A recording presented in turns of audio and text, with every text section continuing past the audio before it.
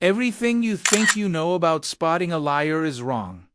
That nervous fidgeting, the lack of eye contact. For decades, we've been told these are the dead giveaways of deception. But what if I told you that focusing on these signs is exactly what makes you an easy target for professional scammers? What if the most convincing liars don't fidget at all? What if they look you straight in the eye with a smile while they take everything from you? The truth is, the classic tales are often just signs of nervousness, something an innocent person might feel under pressure. The real scammers, the master manipulators, have learned to control these signals. They've weaponized our assumptions against us. Today, we're going to throw out the old playbook and learn the subtle, counterintuitive cues that truly expose a lie. Stick with me, and in the next 10 minutes, I'll show you how to see what others miss.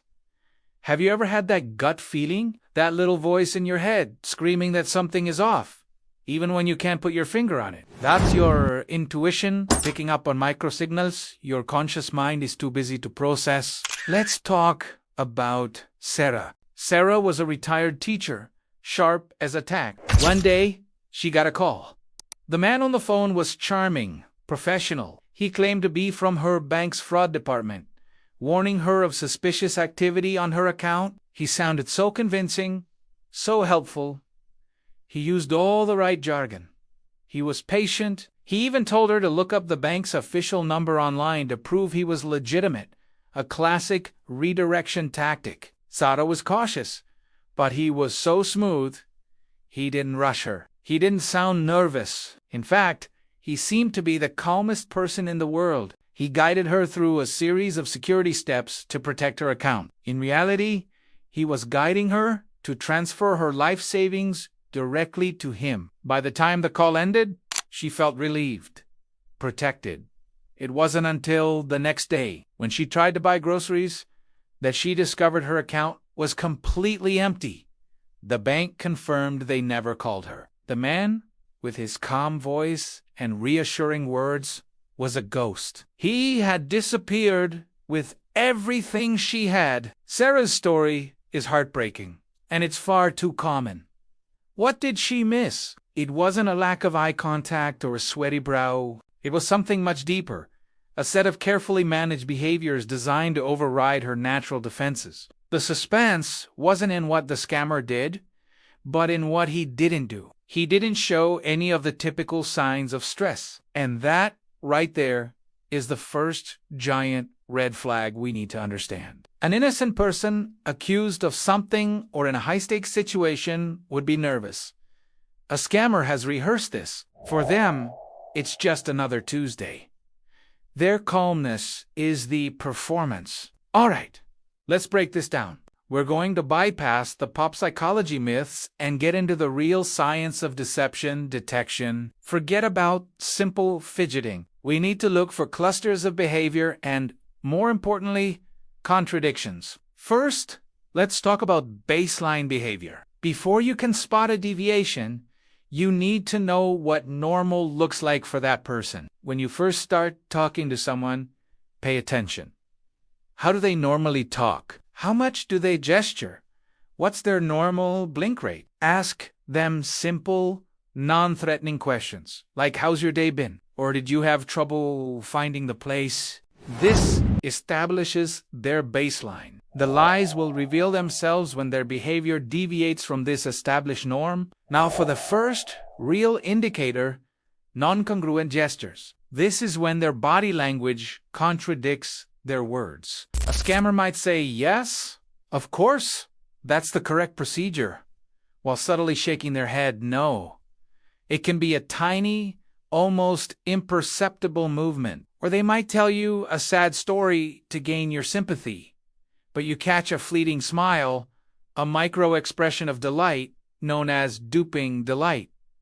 This is the thrill they get from successfully deceiving someone. Another powerful non-congruent sign is when gestures are out of sync with their speech. For example, they might say, I put the money right there, but their hand gesture pointing to the spot happens a second after they finish the sentence. In a truthful person, Words and affirming gestures are perfectly synchronized. Delayed gestures often mean the brain is working overtime, constructing the lie first and then remembering to add the physical punctuation.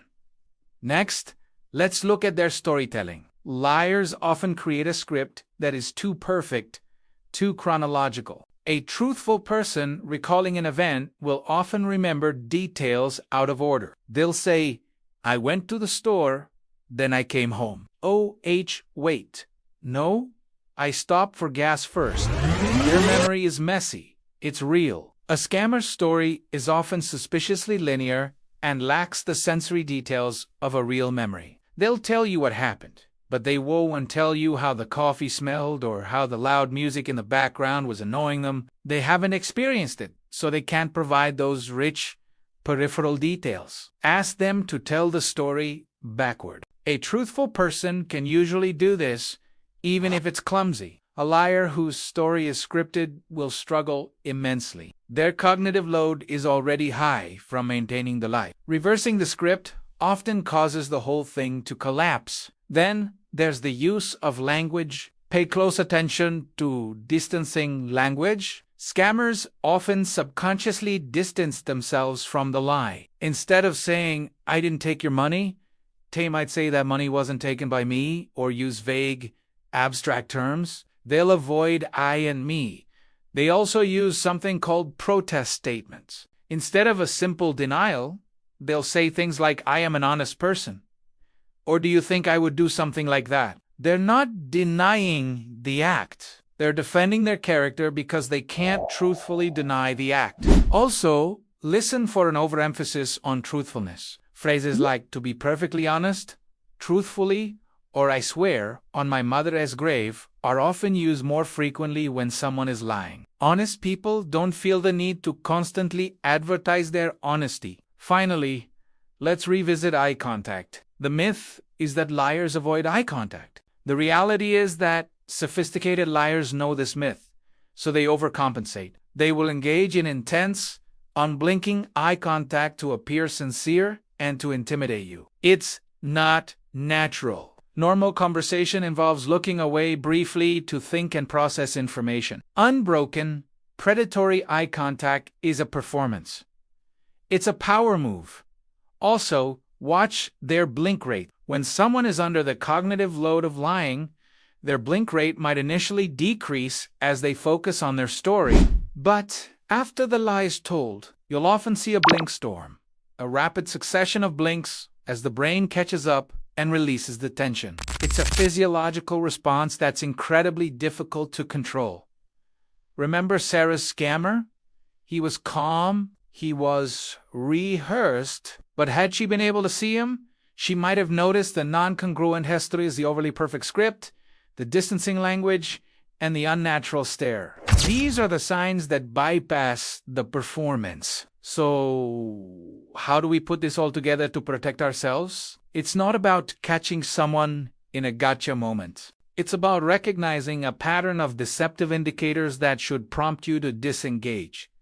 It's your exit sign. The key takeaway is this: stop looking for nervousness and start looking for comfort. Stop looking for averted eyes and start looking for an unnatural stare. Stop listening for a shaky story and start listening for a story that is too perfect. The real red flag isn't the presence of stress. It's the strange absence of it in a high-stakes situation. When someone is trying to pressure you into a financial decision, a major life change, or anything that feels rushed, and they are the calmest person in the room, that is when your alarm bells should be ringing the loudest. They aren't calm because they're honest. They're calm because they have a script, and you are just their next scene partner. Your gut feeling, that intuition we talked about, is your subconscious picking up on these contradictions. The conflict between their words and their body, their story and their emotions. Don't ignore that feeling.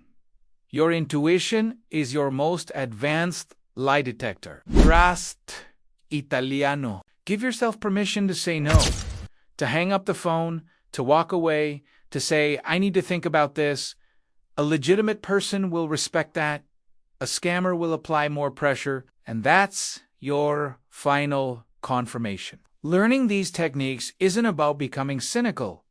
It's about becoming discerning. It's about protecting your peace and your security. If this video helped you see deception in a new light, hit that like button and share it with someone you care about. You never know whose life savings you might help protect. Subscribe for more content on how to navigate our complex world safely. Thanks for watching, and stay sharp.